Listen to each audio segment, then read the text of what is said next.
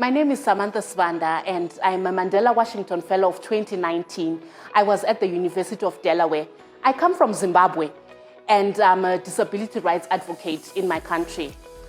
If I had to share one thing that I learned about the fellowship is that as a leader, you don't need to have strengths in everything. Because I remember we took a survey on the Clifton strengths. So this really helped me to find out what exactly I'm good at. And if I'm to incorporate other people into my leadership experience, what really should I look for in other people? So I found out about my Clifton strengths, and I found out how to lead from my strengths. So I accepted that I've got a lot of weaknesses and to incorporate team members who are stronger. So I have really expanded my involvement with people with disabilities. People with disabilities are good leaders, and all they need is a chance to participate in whatever projects that we're doing, not as recipients of charity, but also as leaders, really setting the pace, setting up the policies of the organization.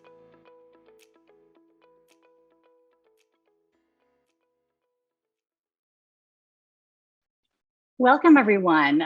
Today's session on Building as We Climb, Leading for Social Justice. We have such a great discussion planned for you and are really looking forward to your questions and your comments. I'm Nancy Hopkins. I'm Director of Programs at the Presidential Precinct here in Charlottesville, Virginia.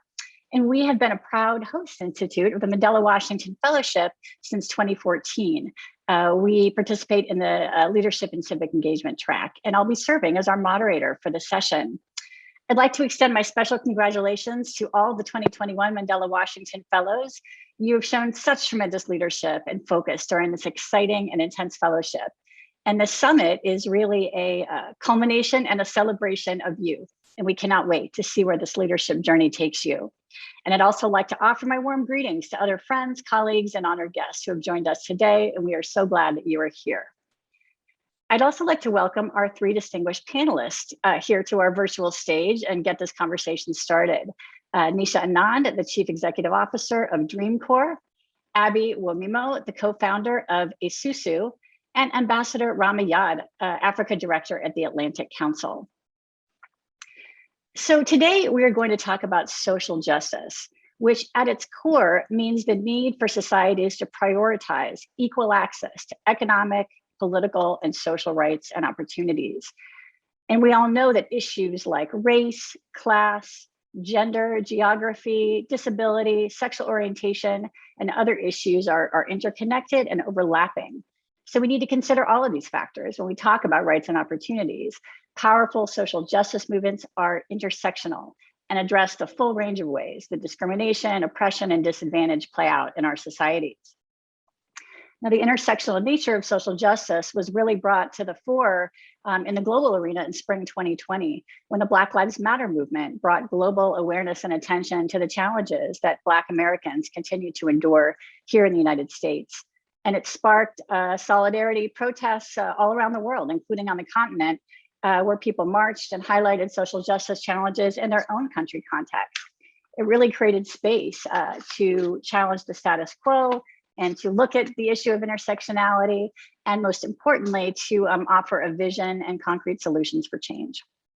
And I know that many Mandela Washington Fellowship host institutes really leaned into this issue in one way or another during this year's programming and engaged fellows around it. So I think this is a great way to continue the conversation. So let me quickly go over the format for the session. Our panelists will briefly introduce themselves, and then we'll get into some questions. And our panelists will share their views on how a focus on social justice can lead to long-term positive change. Then we'll take a few questions from you, our audience, and then close with some brief reflections. So let's turn to each of our panelists to introduce themselves. Nisha, why don't you go first? Hi, everyone. Congratulations on the fellowship. My name is Nisha Anand. I'm the CEO of Dream Corps. You might hear my giant dog in the background groaning because he just decided it was time to groan. I live in Berkeley, California. I was raised in Atlanta, Georgia. I'm gonna have to yell at him. I will, we'll turn to someone else. I'll get him to settle down. Thank you, Nisha. Abby, why don't we turn to you first? Hi, everyone. Incredibly delighted to be speaking today, and congratulations on such a great accomplishment. It's such a select group of folks, and should be delighted to be part of such an exceptional cohort. My name is Abe Wemimo, one of the co-founders at Esusu, and just a quick background. Esusu is a company that essentially works with low to medium income people to help them establish financial identity and help them build credit scores. The real impetus for me starting Esusu was just due to my mother and I immigrated from Lagos, Nigeria to Minneapolis, Minnesota, and we didn't have a credit score, and walked into one of the largest financial institutions to borrow money. We were turned away and to go borrow money at over 400% interest rate from a payday loan lender. In addition to that, my mother pawned my father's wedding ring and a bunch of other jewelry, and that's how we got started in the United States. So really inspired by that experience, we started the company to essentially make sure, regardless of where anyone comes from, the color of their skin doesn't necessarily determine where they end up in the wealthiest nation the world has ever seen. We work with now 2 million rental units in the United States, with over $2 billion in gross lease volume, and just it's been a wonderful period of growth. Such a delight to be and excited to engage in this thought-provoking conversation.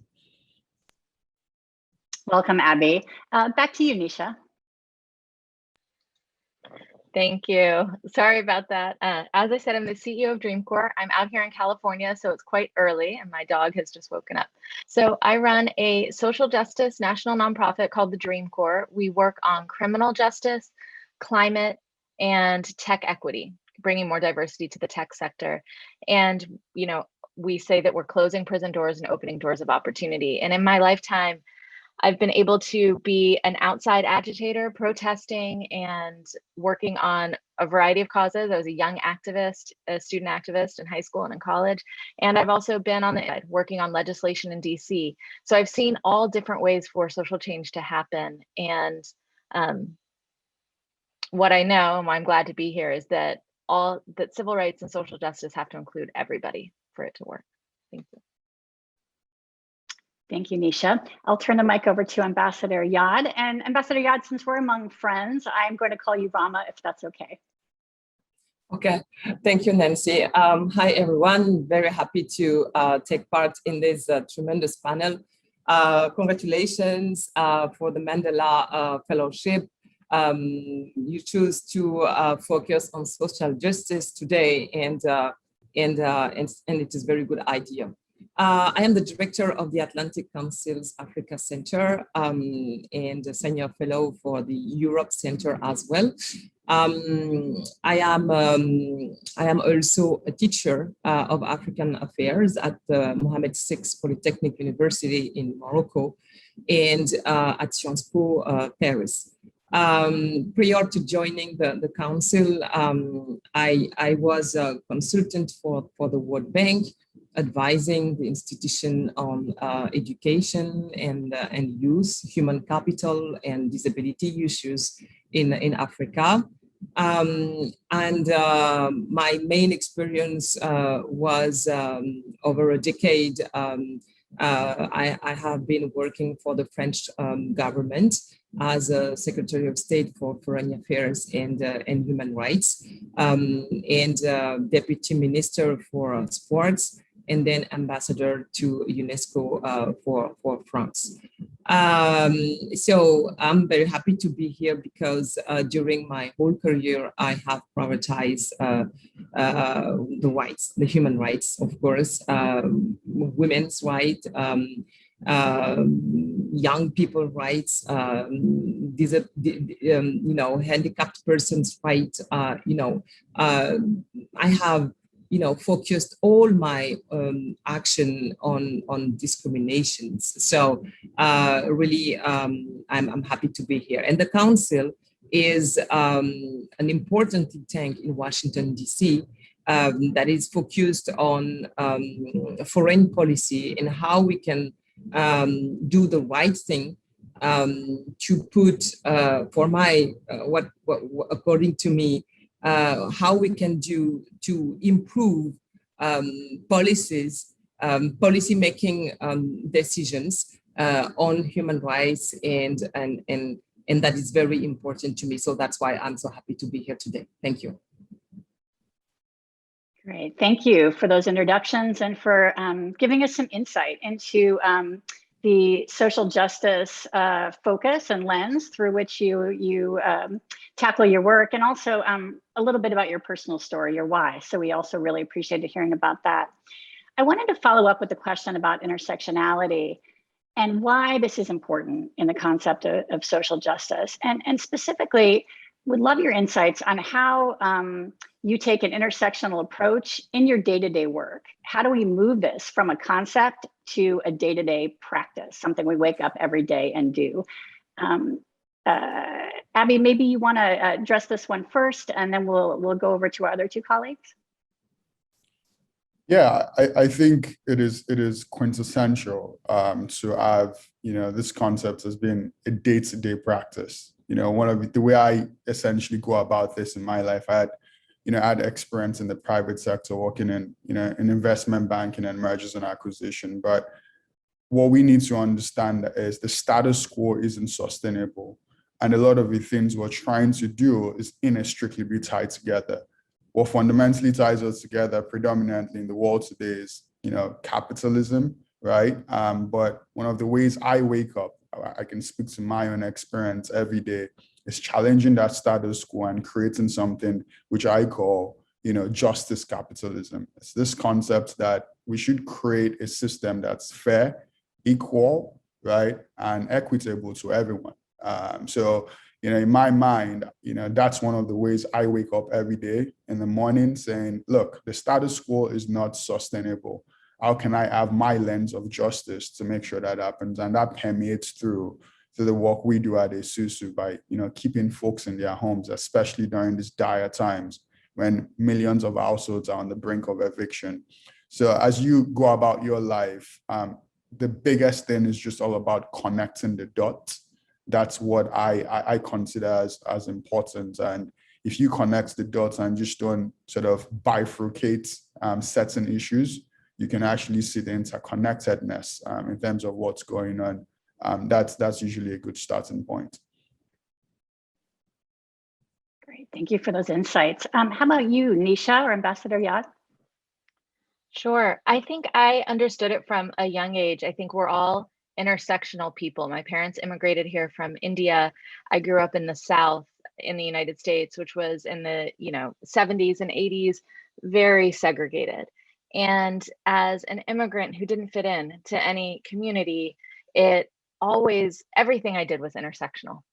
When I started fighting for social justice and when I started learning about the history, when we fight for freedom, if we don't include everybody, then somebody is left behind. And I've seen that happen over and over again. The history of civil rights in this country, women fighting for the right to vote, while still it was impossible for Black folks to own homes and vote. Like, all of these pieces of legislation would leave people out. And those who are left out and left behind stay left out and left behind. So for me, it has to include everybody. And I've been in the rooms when folks are talking about climate legislation, for instance, and they're thinking about, maybe we should tax carbon pollution. Great. And where should this tax money go back to? Oh, well, the corporations who might be, saving, or to other corporations who aren't. And if you're not in the room to say, wait a minute, what about the communities who have borne the brunt of the pollution for decades? Should we maybe reinvest in those communities who've been hurt, who cannot breathe, who have asthma, who have no transportation to get to and from work? Maybe they should be in the room calling for the solutions as well. So without thinking inclusively and understanding the intersection of race and gender and the economics and the economics of the country and where you live, you will leave people out. It's not truly freedom without everybody. I think I've said that before. Maybe that's the theme for me today. It's a good one. Thank you. Ambassador Yad, you did mention women and also people with disabilities, a special focus of yours. Would love to hear any thoughts you have about how an intersectional approach can help us ensure rights and access and opportunities for those two groups. Yes, that was what I was mentioning was about my past action for the World Bank.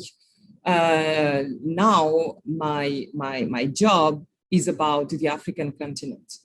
And the African continent is the place where we have so many discriminations, so many challenges, so many problems that I think we can talk about all the discriminations when we speak about African nations, countries, or people. So what I'm trying to do in the council, in the Atlantic Council, is to develop many kinds of actions. I have an action on security. I have an action on peace and security, on governance, through a pillar dedicated to that problem. For example, the Sahel, what I'm trying to do is to make the decision, the policymakers understand that the option cannot just be military. It's important to work on the populations. It's important to work on social and economic development. Because in the Sahel area, we have so many young people who can join the terrorist networks, or they can take the way of exile. It cannot be a choice. We have to work on other options, different options, like employment, for example. We have to work on climate change, because there are so many problems between communities because of the climate change. We have to work on culture, because the terrorists, they destroy the cultural sites. So you have so many options to work on when you try to struggle against discriminations, terrorism, that it's important to work on young people, on women, on people who work the lands. All these aspects of my work should be important. And that's why I try to see beyond the military action, and I try to work on the people and all kinds of people that are in the Sahel. On other issues, for example, economic issues, I have a pillar dedicated to the markets, to the African markets. And here, I'm not only working on the business matters or development matters, investment or entrepreneurship. I'm working on green growth, how to make this growth green and inclusive. That is important, because you can have victims of development, in these emerging markets. So it's important when you work on green transition to be to take into consideration the inclusive side of entrepreneurship, of business, etc. So on culture, for example, I have a pillar dedicated to culture and creative industries. Here, I know that when we talk about fashion, arts, films, gaming, or even sports, it's important to be inclusive. So I have a focus on women. And in Côte d'Ivoire, for example, women take in charge 80% of creative industries. That means a lot. So we can use culture and creative industries to be more inclusive for women in Côte d'Ivoire. So that's the way I see diplomacy and foreign policy. Foreign policy should be, usually it is seen like something for men. Foreign policy, it's about war. It's about leadership. But no, foreign policy can be inclusive. And I try to give you a few examples through peace and security, through markets and creative industries. Great, thank you for those vivid examples of both intersectionality and inclusion. So very, very vivid and clear the way you laid it out. I want to build on what you were just saying and talk about democracy for a moment, because strengthening democratic governance is a critical objective of the Mandela Washington Fellowship. in an area where fellows and US citizens are encouraged to engage in deep dialogue and collaborate. Would love to hear your thoughts on why promoting equity and justice is important for democracy. What is the relationship among these three concepts, equity, justice, and democracy? Does one of them come first? You know, what's the order of business here? Maybe Nisha, you can lead us off, and then would love to hear from our other two colleagues. The order of business is interesting. I haven't thought of it in that way. What comes first? I would, for true democracy, should be able to guarantee equity and justice when it's true democracy. The idea is that everyone has a voice. Everyone can advocate for themselves. Everybody can have a say in the future we're creating. So I would think that democracy comes first, and it's scary. There might be freedom, justice, and equity for some people under other rules, but in this country, I'm really worried about democracy. And 1998, I traveled to Thailand. I was part of the Freedom Coalition as an international human rights activist working on the issues in Myanmar, which we called Burma at that time. And we entered the country in 1998. It was the 10-year anniversary of the uprising of 88, which happened on August 8th, 88. It was 88. And that was when the military dictatorship cracked down on student activists, and about 10,000 people were murdered, and it started a large migration to the refugee areas all around Myanmar. And as international activists, we were from 8 different countries. There were 18 of us. We went in on that 10-year anniversary and handed out small leaflets that said, very simply, "We are your friends from around the world. We support your hopes for human rights and democracy."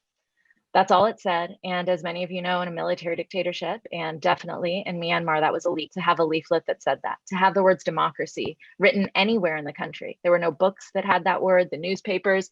We were staying in a hotel, and it was cut out, anything that talked about the outside world. All 18 of us were arrested, sentenced to 5 years in jail for this action. Luckily, we had our diplomats from 8 different countries putting pressure. We were an international news story at the time, and they did deport us. And I'm very thankful for the American democracy at that point, where it was actually a Republican congressman who flew over to the country to release me. And what you'll find out about me as we talk more is that I am on the left. I am a Democrat. And that's when I also understood that there are a few things that unite all of us. And in this country, that fight for human rights and democracy was something that united all of us. In fact, that's why we went out and got involved in wars. And I'm sure the ambassador can talk more about this. It was this idea of democracy, and to watch that slowly erode in our country, where I can have conversations with parents that are on the same baseball team as my son, the parents sitting on the sidelines, where they now are questioning, is democracy actually a right? Do we need democracy for all? Maybe some people shouldn't vote. It's terrifying, because that was the promise of this country. That was the promise when my parents immigrated here. That was what I grew up with in my liberal arts education and studying politics, Washington, D.C., was that this model of government was not perfect, but we were striving to make it more perfect every single generation. So I'm still committed to that, and I'm worried without it, we will see less equity, less justice. We will see the freedoms that we have fought so hard for, and the civil rights that we're still working on, fighting for, erode. I'm terrified. I witnessed what it looked like in Myanmar. I know a lot of you have witnessed it around the world. And in the US, I think it is of utmost importance. We will not get the other stuff if democracy is gone. Thank you, Nisha, for sharing that story from a different region and helping us, think about the interrelationship among these concepts. Abby, do you have anything to add about where social justice and equity sit with the concept of a democracy, a thriving democracy? Yeah, I think social justice and a thriving democracy are inextricably tied together. I think a quote that resonates with me is Brian Stevenson's quotes. That talks about the true measure of our character is how we treat the poor, the disfavored, the accused, incarcerated, and the condemned. Where we think about democracy and justice, at least for my lens and the work I do, if you think about, there are 45 million people in the United States that do not even have a credit score. And, the average debt in this country is $92,000. We live in a society whereby the Gini coefficient, that's the inequality gap, is so wide, and we struggle every time to get people involved and contribute to greater society. 45 million people without a financial identity, average debt $92,000. If you multiply that, that's over $4.1 trillion in capital we can unlock in the marketplace. That's not just only good for the American economy, it's not only good for the global economy, right? But it's necessary for us to start creating equality so people can essentially have a voice. For us to have a sustained democracy, we can't have a situation whereby many people are being left behind. We can't have a situation whereby we have a bourgeois system whereby the rich continues to get richer, the middle class is completely eroded, and then the poor continues to suffer, especially in one of the greatest economic and health crises we've seen in a decade, in a century. So for me, I think these issues are inextricably tied together. And if we go down memory lane, particularly in the matter of justice, especially to the African American community, where folks were fundamentally left out from participating in the biggest driver of wealth, which is home ownership, where the federal government were not going to back insurance, mortgage insurance for African American communities. You think about the struggles of the Jim Crow era and recently sequel to the 2008 financial crisis. A lot of these things led to the many uprisings, not only in the United States, where we've seen the pendulum move from left to right, but essentially spilled over in the global economy. So I'm always really fascinated by the role of finance, particularly on what it does to democracy. But this conversation of inequality, right, and then is inextricably tied as we think about the future of our democracies. I think, like Nisha said, all we all want, be it Democrats, Republican, or wherever you are in the world, we all want our kids, we all want to talk our kids in late at night and make sure they have a better life than we ever had, right? That's what binds us together ultimately, is greater than things that divide us. But it is necessary for us to stop putting lipstick on a pig and address the real issues, not the symptoms, because what we are dealing with is a larger disease. Yeah, thank you for that call to action on root causes. Really, really important. We have about 15 minutes left, and I would like to take a question from one of our Mandela Washington Fellows. And I believe this fellow has submitted this question via video. So I'll ask my colleagues who are running tech to play that question for us, and look forward to hearing it.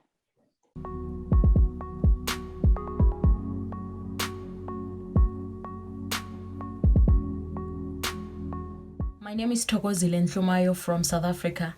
I'm in the public management track under Wayne State University. The COVID-19 pandemic has unearthed severe social and economic differences between rich and poor countries, this resulting in more poverty and further destabilizing the already fragile livelihoods of millions of poor people in developing countries. Are you not worried that this may result in conflict and further pose a threat to the economic and political global stability? How do we ensure that we bridge this economic gap created by COVID-19? Thank you. Maybe Abby and Ambassador Yad, would you like to weigh on in this question? And I know we have another one as well, so would love to hear your thoughts on this one first. Absolutely, happy to take a shot at this. We've seen, like I said earlier, COVID has created the greatest economic and health crisis of our lifetime. The world has essentially come to a halt with this virus. But I'm always of the opinion after a storm, a rainbow always emerges, at least most of the time. So this is an opportunity for us to rethink the systemic inequality that has plagued the status quo in our society at large, not only in the United States, but globally. Right? I'm from Lagos, Nigeria. There are lots of things that structurally we can leverage to essentially rebase our economic activity. So on a go-forward basis, what I am advocating for, and I've been unapologetic about it, is it's essentially a rethink new Marshall Plan on the African continent, because I saw the question came from South Africa. You know, when we think about development on the African continent, it's been mostly relegated to aid. We need to rethink big ideas, big investment opportunities, addressing things like public debt, which has been crippling, particularly a lot of countries in sub-Saharan Africa. So this is some of the things we need to think about. Think about it as a reset. How do we invest in, education? How do we invest in healthcare? How do we invest in, income inequality, which continues to be a huge issue on the continent? So my approach is we need to have a Marshall Plan, even bigger, to have that reset, not only in sub-Saharan Africa, but I think globally. This pandemic gives us a huge opportunity, right, to push that reset button and then start addressing some of the structural issues. And if we don't take advantage of this opportunity, there will be another pandemic, maybe not in our lifetime, but given our climate change and different, events are happening, we're probably going to have another catastrophic event we need to deal with. But as a society, we need to stop dealing with the symptoms of the issues, rather focus on the root causes. So if we're interested in making drastic change and taking on this opportunity, which COVID has essentially wreaked havoc in the global economy, we have that once in a lifetime chance where we can all bring people together. In the United States, we've seen those trends. Over $2 trillion allocated to each citizen, and when we're talking about things like universal basic income, before that, folks were essentially laughed at. So as a society, we just need to rethink the status quo, invest more in things like education, healthcare, innovative technologies, and then rethink debt, particularly in sub-Saharan Africa. And that way, we're going to be building a solid foundation, and hopefully we stop this approach of building a mansion on a sinking sand. Thank you for that. Ambassador Yad, Rama, do you have anything to add to that? Yeah, I totally agree with what Abby just said. I can be, more happier to hear that. In my job as a director of the Atlantic Council Africa Center, what I'm trying to do is to make people understand that despite the COVID-19, the African nations and people are very resilient. And resilience is the other word of this meeting with social justice. And African people, they know everything about resilience. They have been always struggling to survive. So, and even during this pandemic period, everyone has been surprised in the international community by the way they faced that tremendous challenge. And even at some point, the continent has been spared by the huge consequences of the COVID-19. That means a lot, and that gives strength. Why? Not because Africa is a shiny continent, not because Africa is a younger continent. The way to say things like this is to let people think that Africa is not responsible when it works, and it's insulting. The reality is that African people and nations, they did a lot to struggle against COVID-19. They closed the borders very early. People made masks every day. And even when I was in Paris, I had to ask my parents from Senegal to send me masks from there, because in Paris we could not find them. So people have struggled a lot to face that tremendous challenge, and that is something important. And as you know, people need to work. They cannot live in a lockdown system. So they had to find a way to survive as well, economically speaking. And for the long term, what I advocate is we have to work, like Abby said, to work on trust for this continent. And we cannot do everything under the roof of aid and assistance. It's insulting as well. People, they have the means and the ways to go through all this. So this continent is the new frontier. It is the home of the world's most dynamic economies before the pandemic. It is the continent that is working on, that is building the world's largest free trade area. You know, it is the oldest continent, the youngest population, and soon the largest population. 25% of the humanity will be African in 20 years. That's a lot. And that's why it's so strategic to change the way we look at this African continent. Thank you. Powerful words about opportunity and resilience. Let's hear another question from a 2021 fellow.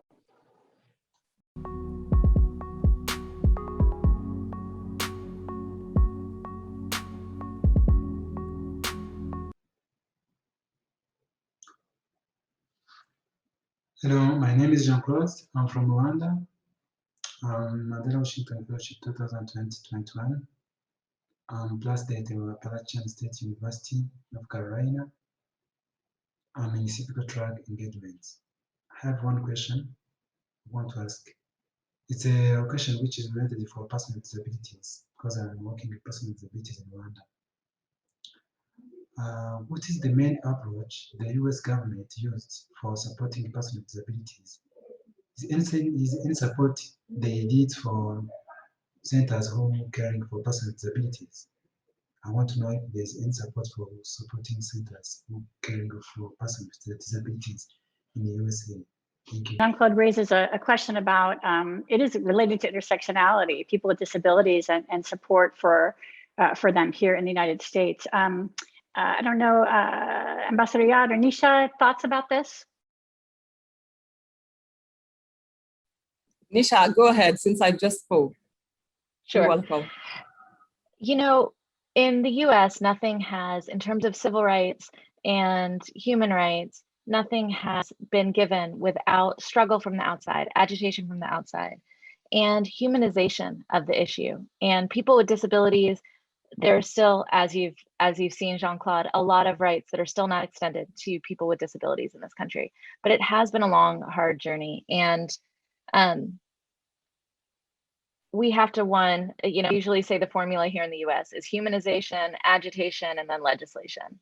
And legislation has been very important in securing rights for people with disabilities.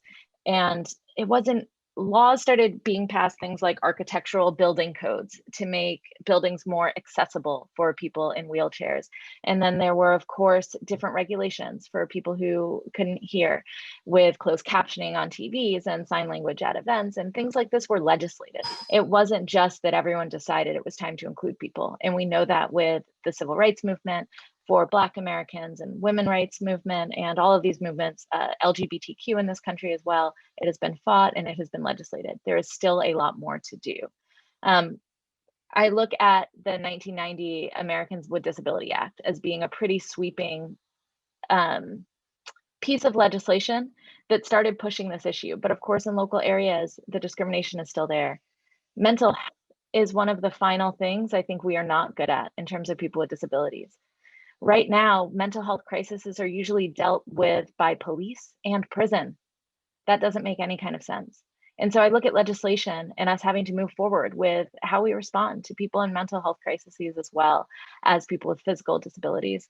And I have to thank the people who've been leading this fight for a long time, the folks on the outside and organizations that have done this. And I hope to add to it and be supportive, because I do think that we all are interconnected and we have to fight for everybody's rights. That's my quick answer. We've done a lot and there's still a lot more to do. Thank you. I actually wrote that down on my piece of paper: humanization, legislation, agitation. Thank you for that. So part of my job also is to serve as timekeeper for this event. And I see we've got just a couple minutes left to wrap up this incredibly rich discussion, but perhaps we can close out by asking each of our three panelists in turn to offer up, maybe 30 seconds to 1 minute of any final reflections that they have for our Mandela Washington Fellows. Rama, Ambassador Yad, perhaps we could go to you first, and then Abby and Nisha. If you could please unmute yourself, Ambassador Yad. Sorry, Nancy. Thank you. Yeah, to our fellows, I would just finish by reminding us the powerful words of Margaret Mead, who said, "Never doubt that a small group of thoughtful, committed citizens can change the world. Indeed, it is the only thing that ever has." So the best thing I can say is cheers and decide of your future. You are the next generation. The word does not belong to us anymore. It is yours. So it's up to you. Yeah, my parting words, it's going to be really rooted in you're all Mandela fellows. I think it would be a disservice if we don't quote Mandela. So one of my favorite Mandela quotes is, "A winner is a dreamer who never gives up." As you go through your life, you've been selected in such an elite group. There are three things you should always keep in mind. Number one is, fall forward. As you're thinking about audacious ideas, as you're looking to rise above the status quo and not accept mediocrity as the order of the day, it is quintessential for you not to just be satisfied and say, "Hey, the world is structured the way it is and there's nothing I can do." Know you have a voice. Do not accept the status quo, and don't live your life like you have something to fall back on, because the current way our world is going with maddening inequality, the status quo is not sustainable. We're building a mansion on a sinking sand. So challenge the status quo, challenge the new generation, and fall forward. Number two is hard work always pays off. There's a lot of things we do, but that ability to persevere and come back every time, sometimes you'll be shut down. During my career, having raised over $14 million, running a venture-backed startup. Before that, I was told no by over 300 investors, time after time after time. Do not let anyone tell you no, provided you know what you're building, what you stand for is the just and right thing that paves a permanent bridge to equality for everyone. Continue to persevere. Do not give up.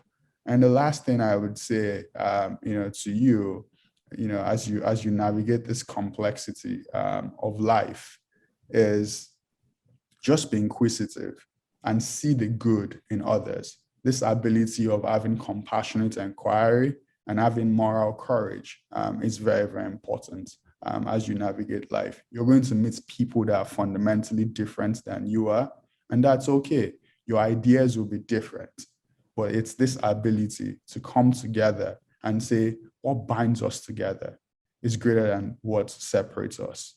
And understanding the fact that we're part of a larger global village, and selfishly, in the true meaning of Isusu, if you want to go fast, you go alone. But if you really want to have long-lasting change and go far, we fundamentally have to go together. So talk to people that are fundamentally different than you, and that's how we have lasting impact. So those are my parting words. Good luck on navigating the complexities of life. That's the true genius of what we are all trying to figure out. And I'm very, very confident that the best is yet to come. I would underline and highlight and double star everything that has just been said. I think when I look at injustice and the history of injustice here in this country and around the world, divide and conquer has always been the strategy. And the opposite of that is coming together. And so, Abby, I really appreciate those words. We cannot let ourselves be further divided. So every solution that you have in your dreams, every idea that you're pursuing, make sure it brings us closer together. It unites us and does not tear us apart. I do think that is a parting lesson from the pandemic, is that we are all interconnected. We depend on each other. Without the essential workforce and without the frontline workers, a lot of us would not have survived. That was a lesson that it was brought home finally in this country that's very isolated in a lot of ways from the rest of the world. We started to understand our interdependence. And so our solutions must honor that and bring us closer together. And that's the dream. And I hope that I get to live in the future that you are all creating and dreaming of, and that we find each other and find ways for all of us to be included in that future. I appreciate being invited here, and I wish I could see all of the fellows in person. Good luck. Thank you. And thank you so much to our three wonderful panelists, Ambassador Ramayad, Nisha Anand, and Abby Wamimo, for being with us today and for so generously sharing your ideas and your perspectives. The work you were doing is incredibly impactful and interesting, and we wish you every success. And thanks to all of our Mandela Washington Fellows and honored guests who joined us today. Thank you for your engaged participation and for your commitment to advancing social justice, whatever you do, wherever you are, and best wishes for the rest of the summit.